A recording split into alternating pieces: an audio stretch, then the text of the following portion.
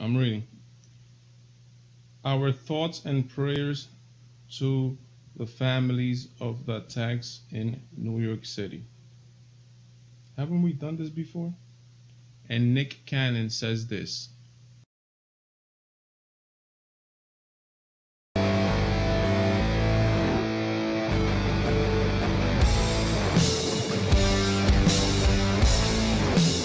Welcome to the Valentine Show, guys. I'm your host, Valentine. Guys, thank you very much for being with me one more Saturday here. Yo, guys, you made it. I made it. You are extremely blessed, and I am extremely blessed too, because some people, as you guys know, did not make it to this Saturday. Hopefully, everything is well, and thank you for joining me one more Saturday here, guys. And enough of me, let's go, guys. This week, as you guys know, I want to try something different. You guys know that the attacks happened this week, right? But I want to try something different. For example, when the Las Vegas attack happened, the Democrat Party, the left, was up in arms about, okay, let's ban guns, which I personally believe it's not the answer. But at least they were saying a solution. Which, okay, let's try to, instead of just criticizing, let's try to do something about it.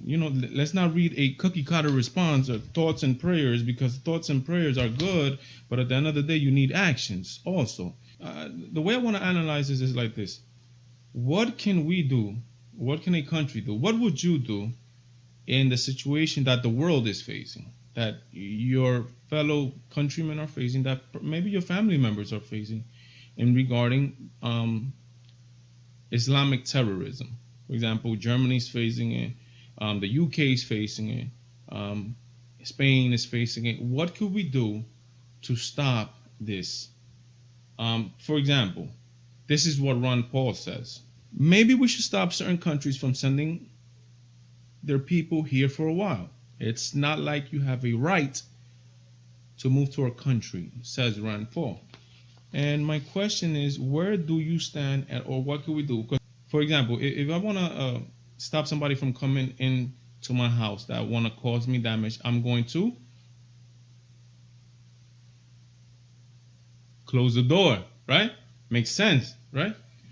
So if we have people coming from overseas, right?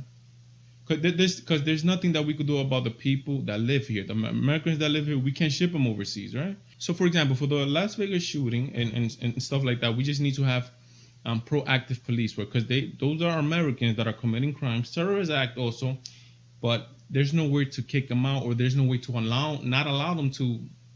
This is their country at the end of the day. We need proactive police work, like that would set alarms off, that would trigger, like for example, if this guy goes into a store, he wants to buy 15 rifles, he might, you might want to check him out. You know what I'm saying? Now, what can we do with Islamic terrorism? Should we just close the door on certain countries, like President Trump wanted to do, for a while until we figure out what's going on? Is that fair, or is that racism? If it was my country and if I was the president of the United States, I would try to do a very exhaustive, possibly of years, to allow certain countries not to come in. For example, the people that are attacking the United States, which are predominantly Islamic from the Middle East, terrorism, right? The same rules will not apply to, for example, the Japanese, because they're not committing terrorist act, right? Or it will not apply to Dominicans, right? Like I am, because they're not committing terrorist act, right? So what can we do? And I'm just going to pass the question off to you.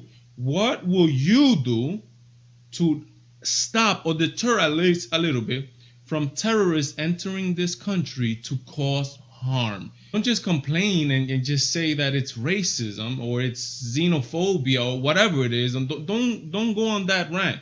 Just say proactively, what would you do? We would do this differently to try to avoid people from suffering. Guys, thank you so much for being with me again on another Saturday. I just want to remind you guys of the goal that is set for the channel. I would love 100 subscribers by the end of the year, which is December. We have 2 months to do it on my YouTube. So please, if you're not a subscriber, please go over there, say hello, leave your comments, leave your suggestions, and I will gladly, and I'm telling you gladly, will answer right back. But enough of me, and let's go. Guys, this is incredible. This look at this is what Nick Cannon said. Margaret Sanger said she wanted to exterminate the Negro race and that she was going to use her organization, Planned Parenthood, that she founded to do so. 75% of them are in the hood. This is incredible, and this is not what I found. I found this tweet when I was surfing yesterday, and this just filled me up with rage and just the feeling of not being able to do anything. This is a subgroup of Planned Parenthood. It's called PP Black Community.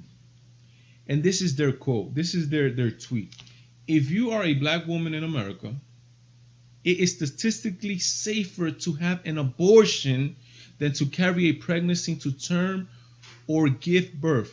Again, if you are a black woman in America, it is statistically safer to have an abortion than to carry a pregnancy to term or give birth. You don't have to be no scientist to know the stupidity, the sheer stupidity of that statement. She's saying that every black woman in America is unable to carry a child. Can you believe that?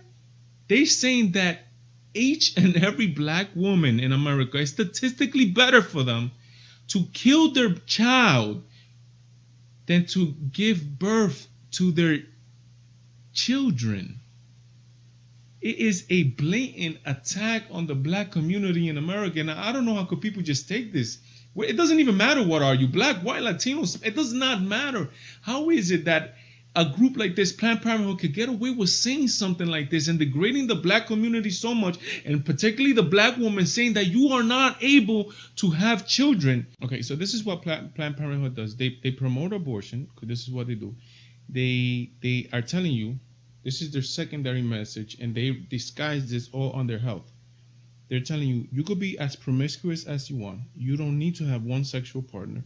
It doesn't matter. You could just do whatever you want. If you become pregnant, we have the answer for you. Don't quote me on this, but an abortion costs about $3,000. For if you know the actual number, leave it down in the comments below. But it costs about $3,000. So their business is to, as they say, if you're a black woman in America, it's statistically safer for you to have an abortion. They're in the business of abortions. They don't care about you. They care about the money. Because if they care about you, they would care about the family, and they will try to educate people on not having sex before marriage, because that's what sex is for. It's meant for a woman and a man to have babies and stay together and flourish the earth and make the world a better place. And one telltale sign of a flourishing community is you see how many marriages are in there. How many marriages are in the community? You see that when there's marriages, there is usually good communities. Low marriage rate, horrible communities. Like, for example, I'm knocking the people on projects. You have people who are one parent families. You have broken families. You have a broken community. You have, for the most part, where there's a lot of houses, where there's people that need to be working. There's people that are with mothers and fathers in a united community, in a united family, flourishing community. One telltale sign is how many marriages are in the community. You see how flourishing that community is. Planned Parenthood is telling you, you don't need to do that. Why? When you could just have as many partners as you want, and if you do slip up, which you are bound to do, we're here for you, my child. And off we go, Touristeando on the web. Guys, this is the new segment that I guys told you. Guys, I'm open to suggestion on the name of it. This is just where the segment where I go on the web and I check out anything that I found during the week that I think deserves attention. Guys, this is just like we have horrible human beings, we have great human beings. We have this is the story of this person with cerebral palsy. He they dressed him up and they put him his football uniform on, and they allow him, as you can see, to score a touchdown. This is a beautiful story. This is where humans, which I just don't know why is it so hard that humans cannot get along. Why can't we tolerant of our ideas, as long as we're not, as your ideas don't want to kill me, you could do whatever you want. I don't care. Why can't we just get along? Guys, thank you so much for being with me. I am your host, Valentine, and this has been the Valentine Show. Remember, God, family, country, and Valentine, I am out.